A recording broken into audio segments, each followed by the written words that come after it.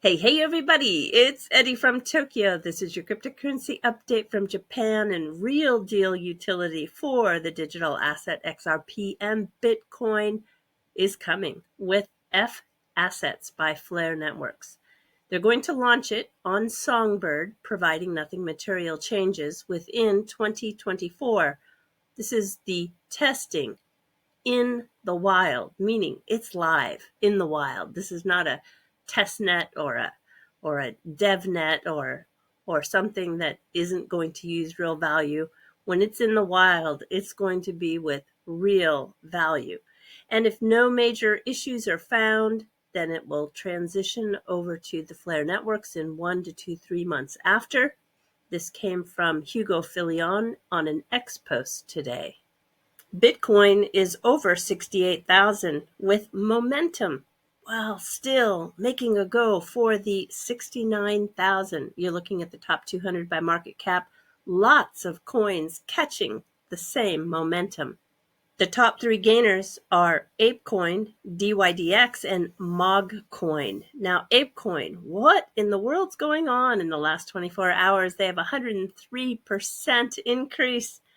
Well, ApeCoin is a governance token, but it also has utility.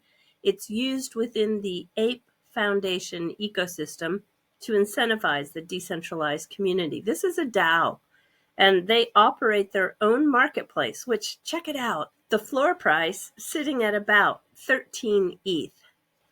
That translates to about 35,000, and it just goes up from there, being offered in the $1 million range as you cruise through the selection that is offered for sale. The surge is most likely due to the new change where the ApeCoin is going to be the new native gas token of the Ape chain, so it reduces the dependency on ETH.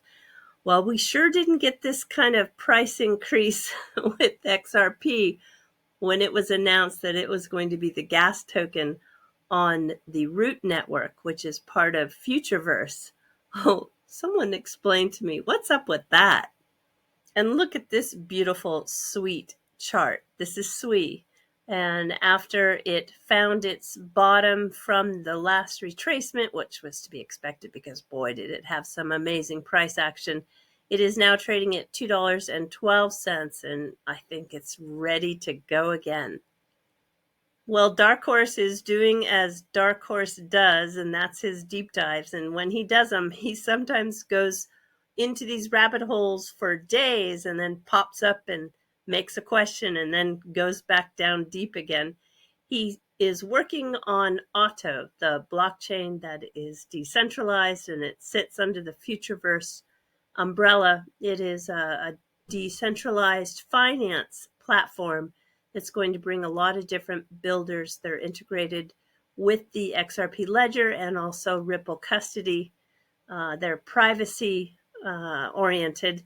It's a very, very, I think, excellent technology stack, and it's going to be very good. Now, what he has been working on, let me just kind of read you the conclusion here, because I happen to agree with what he's digging up here now. I have no idea where he's going with all this, but the Ripple custody can tokenize assets on the XRPL, allowing them to benefit from its speed and liquidity. But Ripple is focusing its custodial services more on Otto Chain, which is, and I don't disagree with that statement, they're the first blockchain to integrate with Ripple custody. Okay, and now continuing, which is better suited for long-term compliance, heavy asset management. And I agree with that also. While XRPL plays a role in the tokenization and trading of assets, Otto Chain is positioned as the main custodial platform for high-value tokenized assets like RWAs and NFTs. Now, I'm thinking that's probably correct as well, because the high value is going to come from the institutional investors that this chain is going to focus on. So I continue again. This reflects Ripple's broader strategic shift towards secure custodial services for institutional clients within the metaverse and digital asset ecosystems.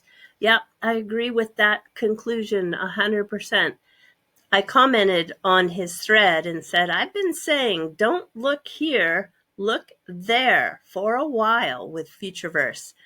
And I just don't understand it, but most, if not all, of the so-called key opinion leaders in this space, now not all, but most, just keep pulling out old documents and videos from 2018, 19, and 20. And they also ignore, or maybe they're just unaware of the harmonized platform Ripple inherited with Metago. That platform won them the DeFi Platform of the Year award, and it connects their clients to digital assets in DeFi, tokenization, crypto custody, and the smart contract management. My final comment will be that I hope that these influencers and key opinion leaders will focus more on Futureverse and F Assets by Flare Networks, because that is driving some serious utility for the digital asset XRP. I want to address a comment that I got in yesterday's video. We talked about the fact John Deaton brought up the crime that Elizabeth Warren has committed by talking to Gensler and going over the questions that he would be asked and coaching him on the answers. And I had said I hope she was prosecuted. And somebody agreed with me. And then it was Mike Smith who said that, what crime? You're letting your partisanship show here, Eddie. And I don't think that's the case. I'm going strictly by a person is guilty of subordination of perjury if they convince another person to commit perjury. And that's basically what she did. She convinced Gensler to commit perjury. So as a former special assistant United States attorney, as John says, he's prosecuted and won felony convictions against people with far less evidence than what's available against Senator Warren. So I don't think this has anything to do with my partisanship. This has everything to do with the fact that she did give Gensler the questions ahead of time and also coached him on the answers. This is corruption at its core. Open Secrets has a tally of all of the money that Ripple has spent on donations so far in this cycle, this year of 2024.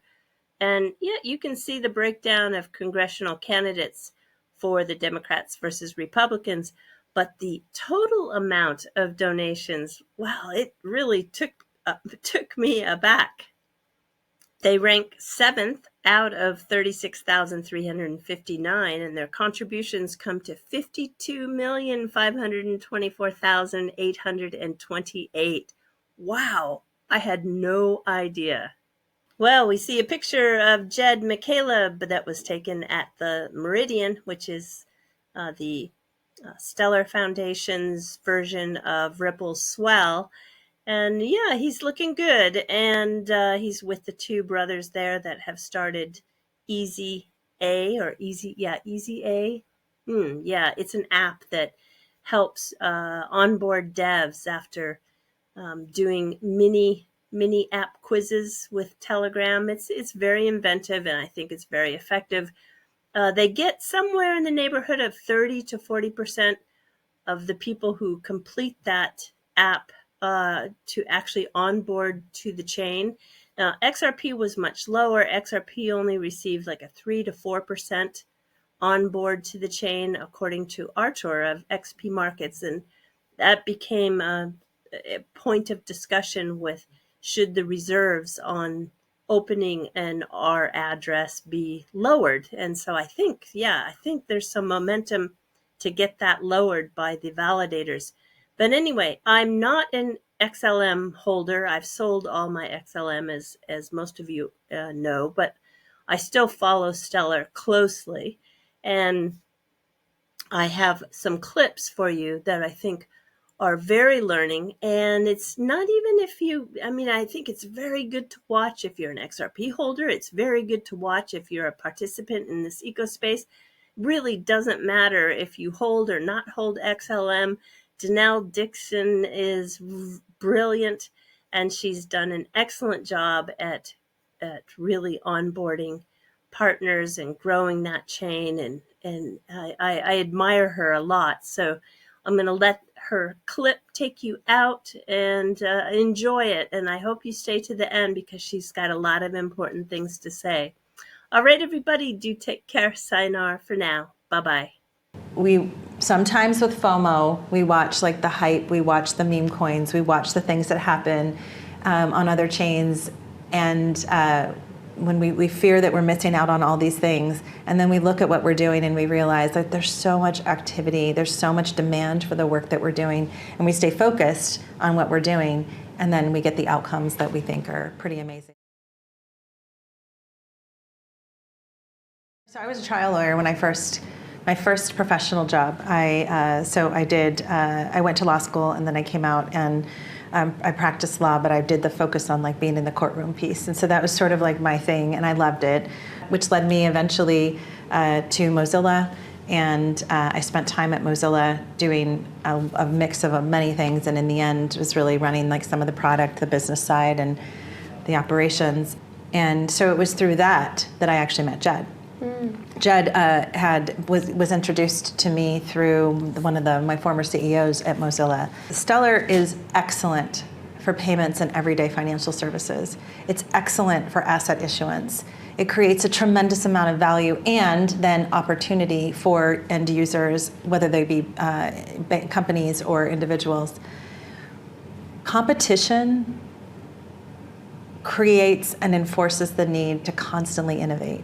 Building smart contracts was not something that was sort of on the roadmap. When I started, we actually felt like we didn't need them because there was so much you could do on the network without them. And then it became all like together clear that it was an important piece. We wouldn't have built smart contracts on Stellar if we didn't see competition out there successfully bringing builders to their networks because they had smart contracts. The more builders, the more developers we have on Stellar, the more robust the ecosystem becomes. And then we have, like, I like to think about it as distributed ownership of this big thing. And so that's one of the things that's really important. I love the competition. I think we're best. But I want us to have somebody out there that we're constantly trying to make sure that we're competing with. Well, today we announced with Paxos that Paxos is launching USDL. It's the lift dollar on Stellar by the end of the year. Why is that important? It is a yield-bearing asset, and I think that is so crucial to have that kind of an asset available, particularly to the global majority in the global south, where they can choose then to be able to have risk-free treasury. So they can look at it and they can hold it, they can spend it, they can do what they want with it, but when they do have it in their wallets, they'll be able to have yield on it. So that's a really important one. It's interesting to see the mix of like crypto native companies, but also just fintechs and like traditional financial companies. Like you have, like MasterCard and MoneyGram and Stripe, like all here. Franklin Templeton. We just interviewed a few of those names. So you have kind of the importance of like bringing in the more like traditional world in with partnerships and also just like innovating. And why is that important? And I think that when I first started in this space, it was still the narrative that we are going to disrupt all of these financial players. We never believed that, by the way, at Stellar. We believed that we were going to enhance traditional financial infrastructure, and that's essentially what we focused on doing.